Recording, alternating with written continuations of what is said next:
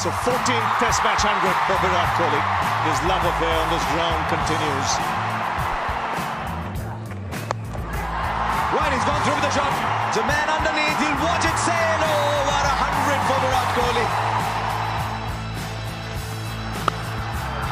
He's unstoppable at the moment. He is brilliant in a run chase. A 400. Outstanding. The consistency is unfathomable. They are remarkable stats.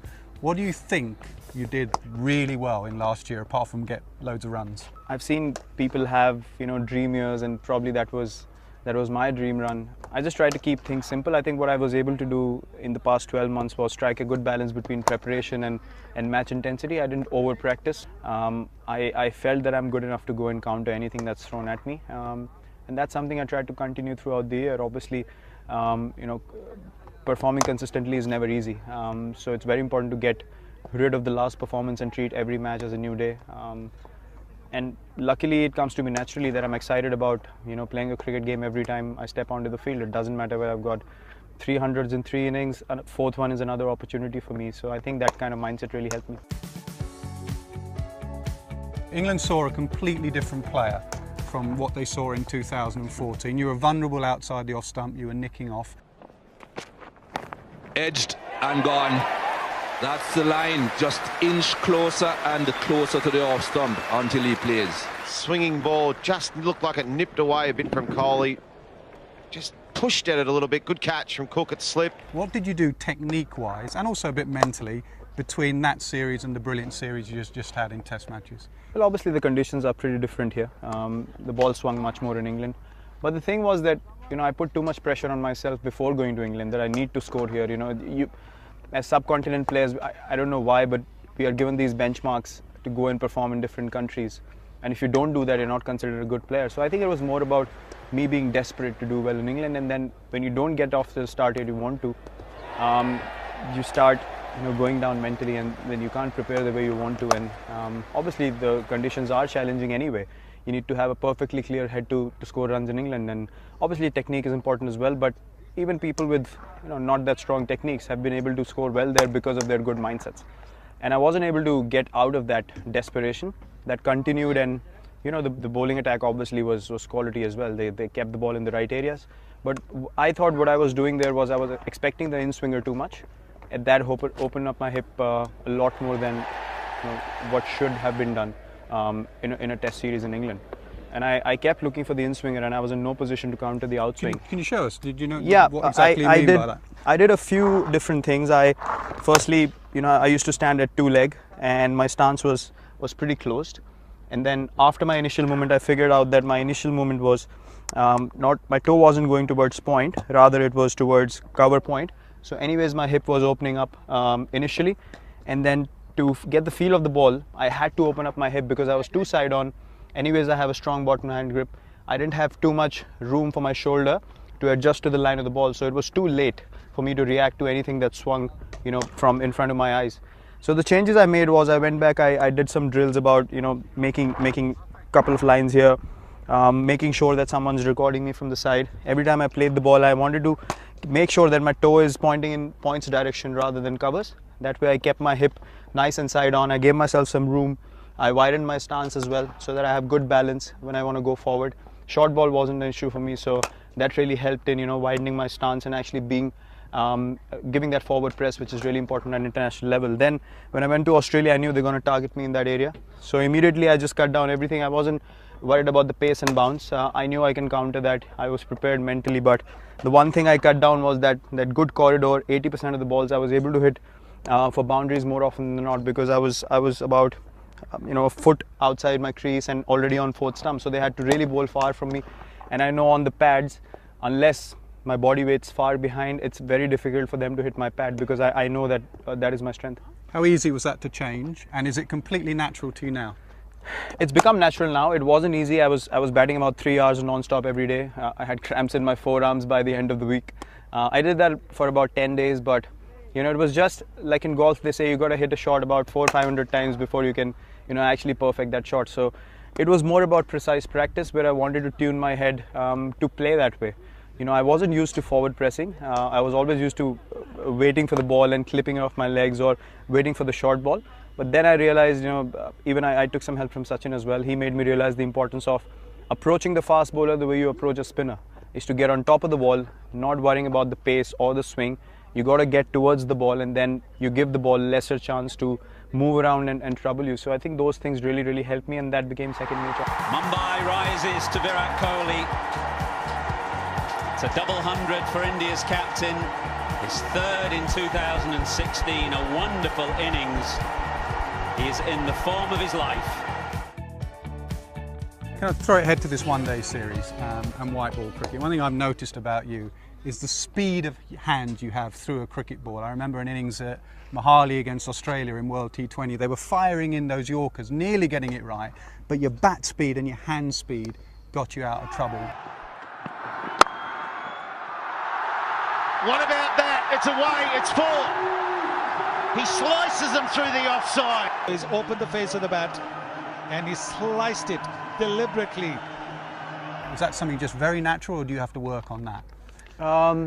The bat speed has always been really natural to me, but more towards the onside, because I've always been a bottom hand dominated player.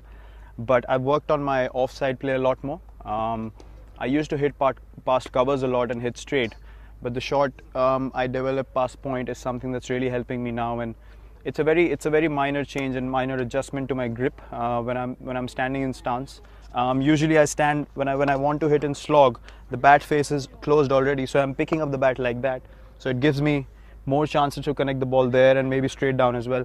But when I want to hit through point, and I understand the bowler's feeling a little hesitant in bowling on my legs because I can whip him, I understand he's going to go wide, so I go deep in my crease, and in my stance I just make a small adjustment of opening the bat face a little bit, so I'm picking up the bat like that already, and then it helps me give a bit more room to find the right timing and the placement past point, because once you time it past point, it's very difficult for the guy in the deep to cut it off, and then you can play around with that fielder going towards his right and left, adjusting a little bit in your grip, not necessarily in the way you approach the ball, but it's a very minor change which people do not really pick up. So it's not even an inch of adjustment, and then it gives you a lot more options in the field. Kohli, look at his face, his determination.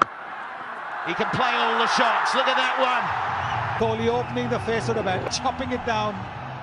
It was something that your RCB teammate AB de Villiers said. It's almost like second guessing the bowler, having a gut feel as to what he's trying to do. So it's a little bit premeditated. He's trying to bowl outside off. I'm going to change my grip a little bit. Is that right? It is. I think in slog, especially guys who don't necessarily hit the big shots. I mean, someone like Pollard or Russell, they don't have to think twice, picking up gaps, because they can hit sixes so easily. Even AB has so many shots. But I think for conventional players, not playing any, laps or reverse sweeps or trying to slog the ball over mid-wicket, I think it's very important to premeditate a little bit. As you said, second guess the bowler, get a gut feel of what he's doing.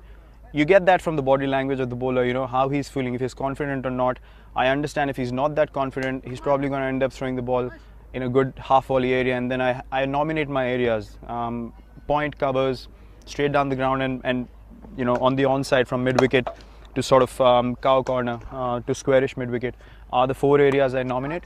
And then whatever's in there, already in my head, I know that those four options, I'm expecting the ball to land there, and I know I can execute that, on a consistent basis. So I don't think of too many shots. I nominate 3 to 4 areas, and then when the ball's there, my body already follows because it's fed in here first. Easily done. He'll get his 100th run, and also his 26th one-day international 100. Do you mind if I throw you some? Try and get some Yorkers in and see how you go with them. Thank you. Don't kill me.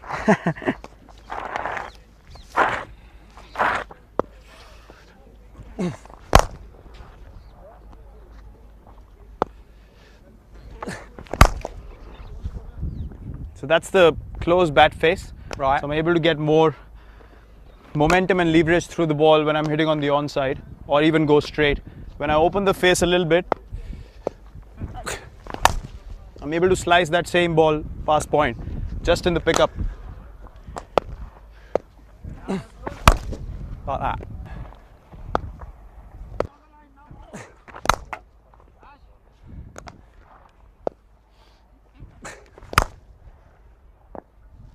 See, that's nearly a Yorker, but Yeah, you've managed to get your bat and some elevation.